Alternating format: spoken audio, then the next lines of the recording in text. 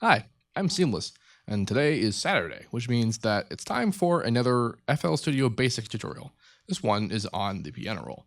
Now, this is going to be a bit of a doozy because the piano roll is where you'll probably spend most of your time when you're making stuff.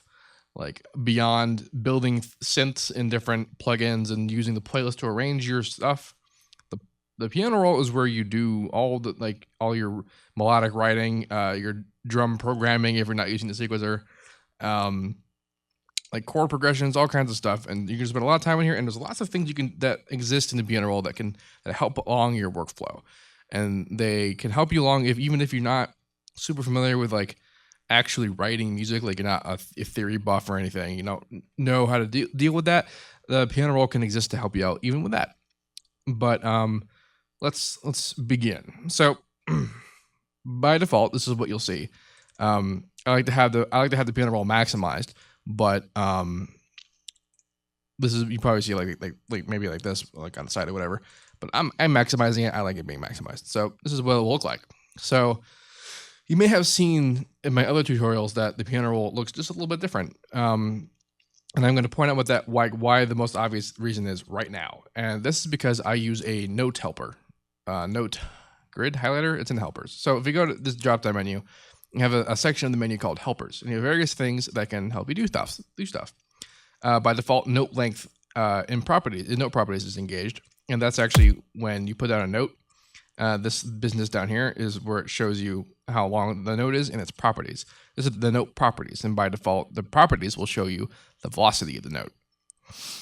But that's what that means. That's why it's engaged by default. But I like to have note grid highlights.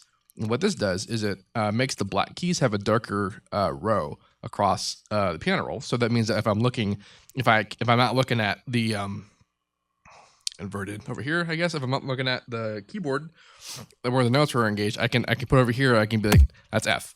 I know that because it's at the bottom of the group of 3 black keys. So I know that's F. It also says on the note what the note is. So, you know, there's lots and lots of visual cues about what the notes are and where you are in life. But note highlights, I love. You also might have noticed that right now we're using a kick sound. So to facilitate, piano roll, I'm going to get a melodic sound by using the 3 oscillator. Oh, but look, we're still on the kick. How do we get to the piano roll on the 3 oscillator? Well, the 3X OSC. There's a number of ways. The way that I usually do it is that I'll right click it and select piano roll like that. And then I'll do the job. But if you look at the top of the piano roll, you have this here. You have piano roll, and then we have what it's focusing on. We have the item that you're using to write note information for. And then you also have the note properties focus. As I said, velocity is the default, and here's your list of things. And then here's automation for the actual channel stuff, like channel panning, volume, and pitch. And what does that mean? Well, in the previous tutorial, I talked about how these are channels. These things are channels. So that means that you'll modify this parameter, these parameters, and that will be what that does. However, I generally tend not to need to do that just for various reasons, but that's what that means if you ever decide that you want to do that. So I'm actually going to go over here and select 3X OSC. And now we have notes. So by default, you are given the pencil tool, and this works much in the same way as the tools do in the playlist. You put down a thing, you can resize the thing, and then when you click on the thing, that will be the next kind of thing that you put down. So like if I have 2 different things, and then I want to do that one, suddenly it's different. So that's handy. It's handy dandy. You see here that I'm actually dragging from the left. This is an option that you have to set. It's not on by default. If you go to edit, you have allow resizing from left. So if you tried to do that and you found that you couldn't, that's why. So putting notes down to piano roll, it's pretty straightforward. By default, the timing arrangement is such that these are bars of 4 beats, which we discussed how to change the lengths, the song default lengths of that in the sequencer tutorial. And then the colors change for every 4 bars, like so, which is also what the playlist does. So you can have very clear understanding of where things are in life and such. when you put down piano roll information, you find that it creates this little bubble in time there, and you can click on it and it'll bring you directly to it. So like if I actually, put stuff in the kick pattern, you can see that there are 2 there. And this will take me directly to the kick pattern, and this will take me directly to the 3x OSC pattern. Now, also a fun thing, let's say I made a relatively complicated kick pattern in the piano roll just because I felt like I needed to. Well, now I want to write a melodic line that kind of follows that. Well, unless like I know what I wrote because I know, but like maybe you don't have as much of a grasp of like percussive timing, or maybe you just have been really wacky and it's kind of hard to keep track of it. Well, you don't actually have to guess what you did. You can go into the helpers and engage ghost channels. And now you can actually see what you wrote in the other channel, provided it's in the same pattern. So now I'm like, oh, now I can follow this.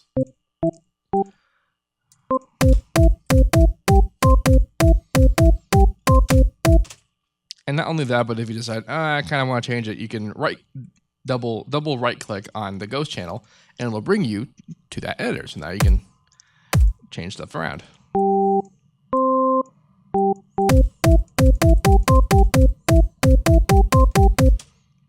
And that's very handy.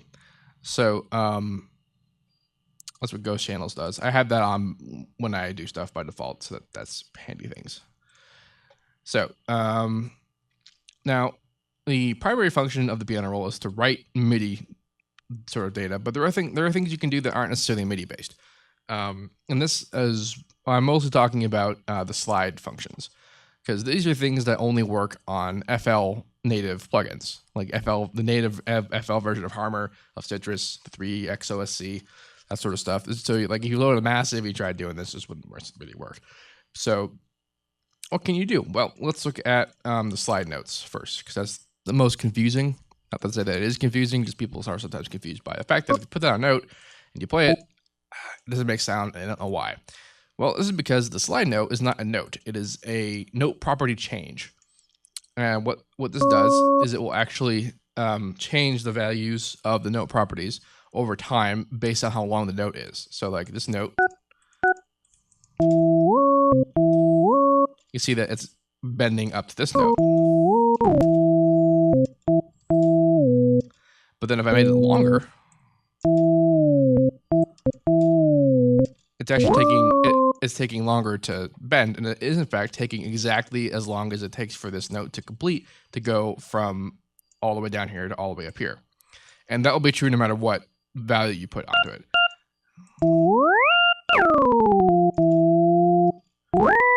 So that's what that does. The portamento note actually is a note though. And what this does is it will do the short portamento slide between the note that you play. So like if I could do this here versus this note. And how fast that is determined by the miscellaneous section of the channel settings window. Over here, we have the slide speed.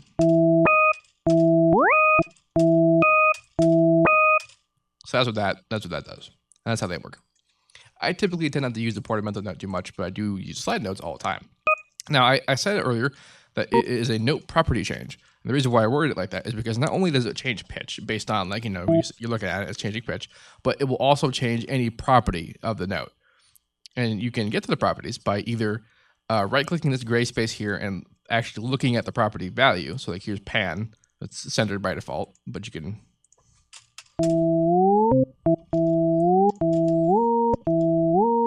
And you saw how the pan changed based on the slide note. It's slid the parameter up there. You can do panning, velocity, the release time, cutoff value, resonance value. Cutoff and resonance are the sort of X and Y functions of whatever you see. Like I mentioned this in the sequencer tutorial about how sampler channels have a filter built in that's controlled by mod X and mod Y. And if I go to piano roll of here, you can see that these still have cutoff and resonance value. But if I were to open up, say, a Citrus has the X and Y mod. And if I went to go to piano roll and Citrus, you would see that now it says mod X and mod Y. And that means that if I make a note and and I actually changed the mod value, that mod value, it would change it relative to the position of this value here. So if I set it at center, it would actually change. This would be 100% and this would be 0%. But if I changed it if I made it max, that would mean that this up here would be basically meaningless. From 50% onward, it would be 50% the whole time. And then 100% to 0% would be down. Actually, 100% to 50% would be down here. So it's relative to the position of where it actually is. So if you are going to change the X values based on the piano roll, just make sure that the original controls are centered so that you have the full range of motion available to you. But those will also slide based on how long the slide notes exist. That's one way you can get at those properties. The other way is that you can double click on the note and then you'll see a bunch of other features. And these are the same values that you see down here. You can also tell it to be a slide note or a power note or both. And you also have a color value, start and duration times, which are helpful. These can all be reset, by the way, by middle clicking it or right clicking it and saying reset. Now, colors, note colors. What does this have anything to do with anything? This is actually where things get really fun. So I mentioned earlier about how the slide note values and stuff like that, that's not MIDI. That's internal FL program values. And the reason why this is cool is means that you can do non-MIDI things. Like, the sliding and the parameter changing are not MIDI, but other non-MIDI things include being able to have more than one voice and then slide in a different direction. So like, if I were to make a not slide note,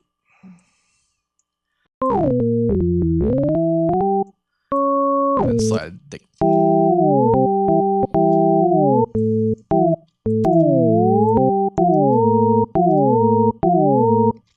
And just how weird is that?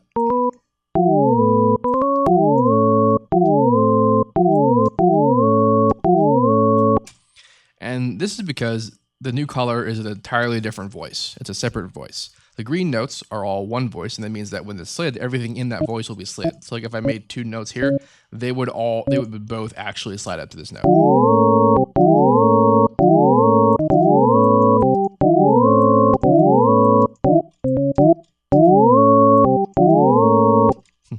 Actually, they're not sliding up to the note, they're sliding up that much. And I'm not sure which one is determining how fast, but you could probably tell if you looked hard enough and determined it yourself. But the point being is that the slide note is affecting both of them. And if you wanted to not do that, you'd have to make a new voice. And so that's what this does. You can have 16 of them. And you can also see that they are color group and then MIDI channel. So this actually means that you can actually output different voices, but you're also outputting MIDI. So this means that like an example would be if I loaded up play or contact. I mean, most people use contact, where you have contact, you want to play two different instruments, not at the same time. What you want to play, you want to arrange them both at once. You could set one to be MIDI channel 1 and set the other to be MIDI channel 2, and then you can have 1 and 2 color groups. Or maybe you could set the channel, 8 or 5 or something, just to have the note be actually something different, noticeably different. And then you can arrange both individual instruments in the same piano roll pattern at the same time. So it could be handy if you're doing like heavy orchestrating kind of stuff and you want to only have one channel, because the other way to do that is to get a MIDI out and then manually set this one to be the port and the channel. And then now you have basically a new channel that's like, this is the strings. And then I can make another one and say channel 2 or whatever, and that's the brass kind of thing. But then I have to piano roll it, and then the other one would also be piano rolled. Like, and they'd be whole different piano rolls. But if by doing this color thing, I can do the same. I can do the same channel and port information, but it would be editable all at once. You don't have to worry about ghost notes. You don't have to worry about different channels. It's all on the same piano roll. So that's what that's for. It's also very cool. Cool stuff all around. Deleting all these things that I'm not using. Yeah. All right. So now I mentioned earlier that there's plenty of things that you can do with a piano roll that will help you even if you don't have a huge grasp of theory. And this has to do with a plethora of just things that are like piano roll effects and like MIDI effects and lots of cool stuff. And some of the things, they're mostly in this tools section here. You have a riff machine, which it basically comes up with stuff, and like you open it and it gives you like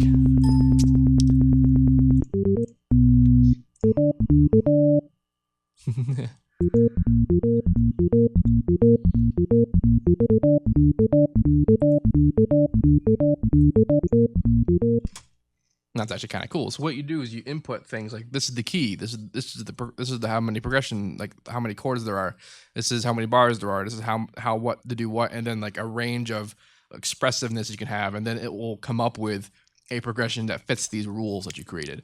And I typically don't use that just because I like to write my own stuff, but I've been doing this for 9 years, so I'm well enough versed in having tried for long enough and hard enough that I am basically my own version of a riff machine. I can do that. I could go like, oh, now I'm in this key and I'm doing this tab signature and I'm doing this feeling kind of thing or whatever. But if you're not good enough at that, that can be kind of hard. So that's what the riff machine is for, and it's kind of cool.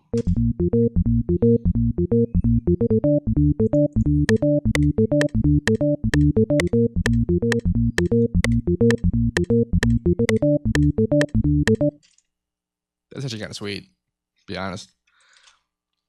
So there's the riff machine, but then there are other things that you can do, like we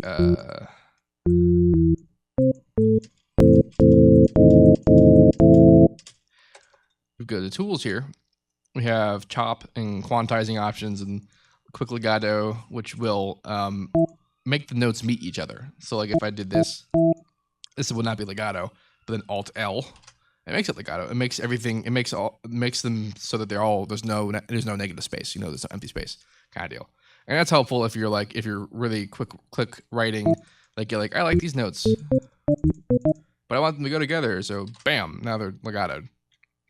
And they're also monoed sometimes, kind of deal. And there's ways you can screw with that kind of deal. But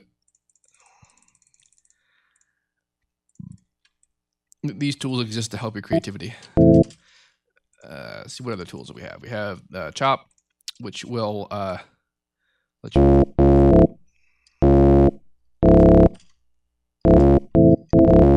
These are whole values of chopping. Like there's not.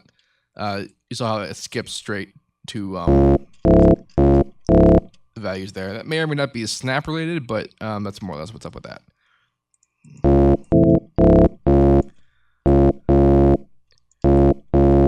You can also have different levels changed, but yeah, there's lots of things you can do with that. Ones that I used to use a lot, and I guess I still would use, are the strum and flam options. So strum, what this does is it mimics if you strum a guitar, because if you play a chord in a guitar, it's not playing all the notes at once. You're playing do do do do do do do just really fast. So that's what the strumming does. It gives you lots of options for how that works. This is also sort of true for like piano related stuff. Like you and also let's messes around with the volume and stuff like that.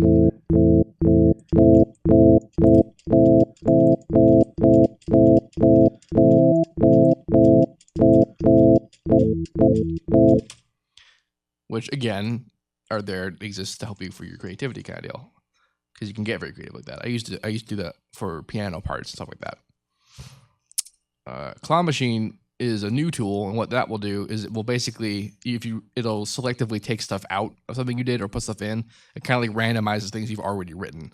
That's kind of neat. Key limiting. Okay, so this is fun. What this does is it will actually force a key scale. It'll force a scale. Let's see how it moved the note there. Like it will make sure that whatever notes you have are moved to the nearest note that are part of the scale that you set in the key limiter. So that can be handy. Like if you know that something that you're doing is in a certain key, like maybe you're doing a remix and you know it's in that key, and you want to make sure you're writing in that key, but you don't know like a mode or something. If you're not super familiar with it, then that will make sure that you are. It'll make sure that you can be. Let it flip. Score flipper. Now this is handy because how many times have you wanted to like have a melody but then flip it around, right?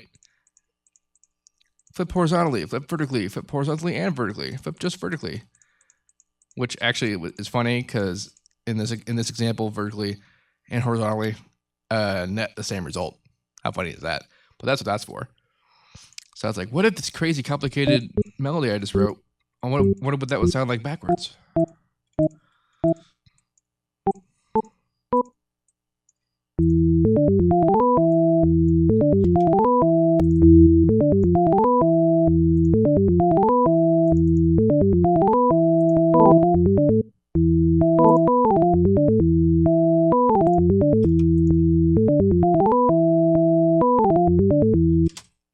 And now you can do that pretty easily.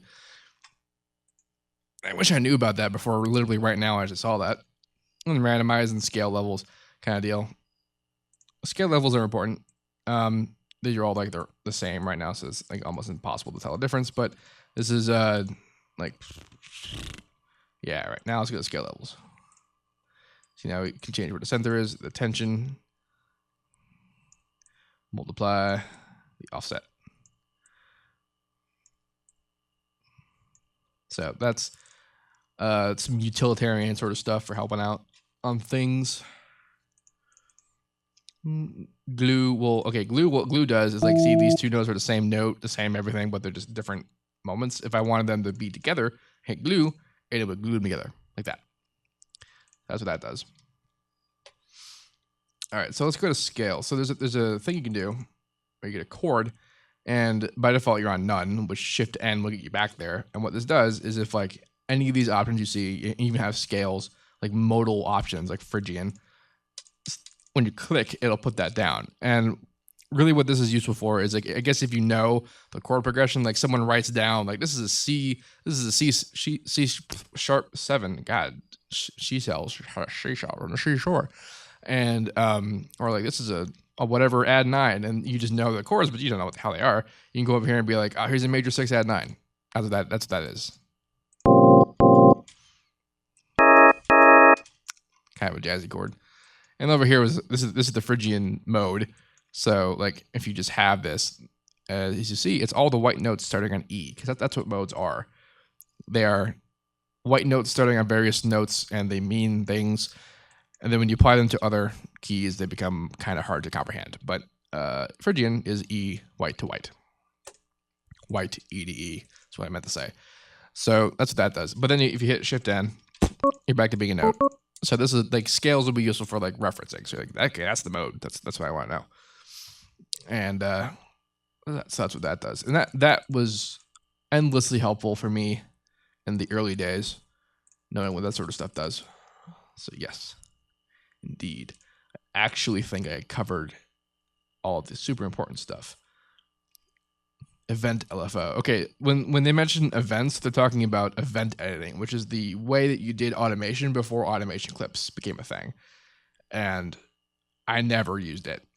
Like, I wasn't even that into automating things until automation clips became a thing in FL5, I think. So like I never really got good at using event editing. So me personally, it was not something that I'm good at, but people still do like it. It's a thing that they like to use. And like the playlist, you have a snap option. You have a snap that you can make independent from the main snap. I keep it on half step or 1/3 step, depending on the time signature. So like 4/4 half step, 16th notes, 6/8 where everything is at the threes. So instead of being 1 2 3 4 1 2 3, where it's 1 2 3 1 2 3 1 2 3. That's that stuff. I basically in my mind I call it twos or threes, and that's because I'm either in 1/2 step or 1/3 step. So if I'm in twos, I'm in half step. If I'm in threes, I'm in that. Oh, there is one more thing. So you might have noticed if when I selected stuff that this popped up, this little circle, and you're thinking, what does that do? This does this. Yeah, how cool is that? If you hit Alt or Control, no, Alt, it will snap. Yeah. So the reason why I brought that up when I was talking about triplets and 6/8 is because sometimes, like for example, a triplet is 3/8 notes that they fit in the space of 4, but they take up the whole space. And it's not to say that they like that happens, because that's not an 8th note anymore, or a 16th note, I guess. 16th note triplets are what this was about to be, but now it's a triplet. See how easy that was? And the normal way of doing that is setting the snap to 1/3, and then now I can do triplets. That's just what that does. Yeah. There are plenty of other applications for doing the weird stretchy business. The one that I like is when I'm doing percussion, because when you're doing like, if you have like a kick and two tom hit, right? You can do a flam, which is just like they kind of hit apart like that, or but if you're having a lot of hits, what I like to do to vary up when they hit is I'll just do this and move it around a bit, and like do one there. See, it didn't show up just then, but that's because it's behind this note. You can just move it around like that. And that moves when the start times are, so it creates more interesting and dynamic flamming kind of for every note. So that's a lot of fun for what I do for that. Another fun thing is if you hit Alt and right click, it'll preview the playback position that you're in.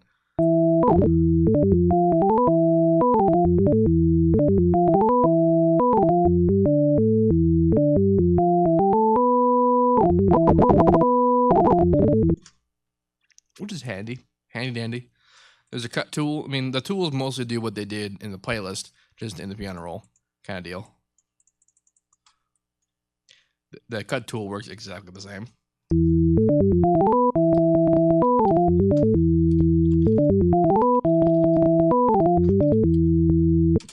Control G glues. I just did Alt G, Shift Alt G. I mean, yeah. Luckily, when you go through all like the menus and stuff like that, when you see things that you want to do, there's usually a key command that's right there. It's right there for you to find it so that you can know what it is. I just love that there's a hotkey for allowing resizing from the left. It's like, I need this to not be able to do that really quickly. And I need to like have a command that I can use a lot. Like Control Alt Home is even a weird one. This is odd. That's odd. I find that odd. Zooming options. Okay, there's another cool thing you can do in here. So this particular piano roll view is a newer one. It was introduced either in like FL9, I think. It might have been 9 or 10. But you can zoom vertically hugely, and you can get more detailed note information like per note. Like I zoom control scroll. You can either grab these and zoom it. You can do that too. But a vertical zoom is quite intense. You can also, crush it. It's kind of neat. The old way is you click on this ABC here and you see it like now you're seeing actually just the piano. Over here, however, it's just listed notes with white and black like alternating keys so that you know that it's still a piano kind of thing. The other view is when you have something that's like an FPC and you go into piano roll, it's actually labeled. And this is because people have forever been doing drum programming in piano rolls, and the note configuration for what drum is on what note is actually been a standard called General Midi, the GM standard. And there are some differences. Like there's like a newer like electronic drum kit configurations for like drum modules and stuff like that. And but General Midi is pretty standard. And like I've been using it enough that I don't even need I don't actually need those labels for me to know where the drums are. Like I know that C is the kick, D is the snare, E is the alternate snare, F sharp is the closed hat, G sharp is pedal hat. Like when you hit it with the foot, and then open hat is up here. F up here is ride. C sharp is a crash. A is the other crash. Most of the time, I think there's only one crash engaged here. Superior drummer is a bit different. It's generally the same, but it's a bit different. And I'm used to superior drummer. But yeah. Like I just know General Midi pretty well. But if you don't, you can click on this and it's labeled. And how nice is that?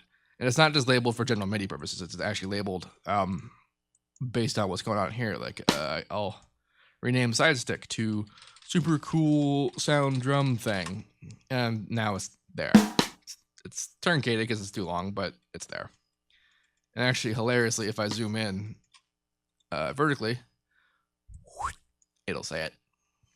So yeah, those are the various visual modes that you get in the piano roll, which are cool indeed. All right, I definitely covered everything in basic. I even covered a few things that aren't basic. But if you have any questions about what I've covered, please let me know. I am listening to your feedback. People have been saying that like I speak too fast and I'm not I'm moving forward through things too quickly for beginners to really focus on, and I apologize for that. And I also apologize for speaking too fast. Um, Believe it or not, I used to speak faster. Like when I was a child, I had speech therapy to kind of slow me down because I would just lightning speed. And like I actually think I am speaking like slower. Like I feel like I'm talking slow when I talk, and even though I know that I'm not.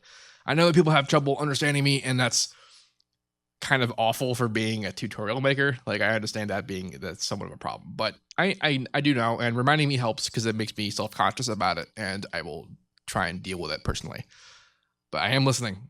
I do listen, and I generally try to answer questions. I have lots and lots of people send me messages, so don't feel bad if I don't answer you. I probably have yet to actually even read it. Yes, I'm sorry. So yeah, if you have any questions, let me know. And as usual, have a nice day.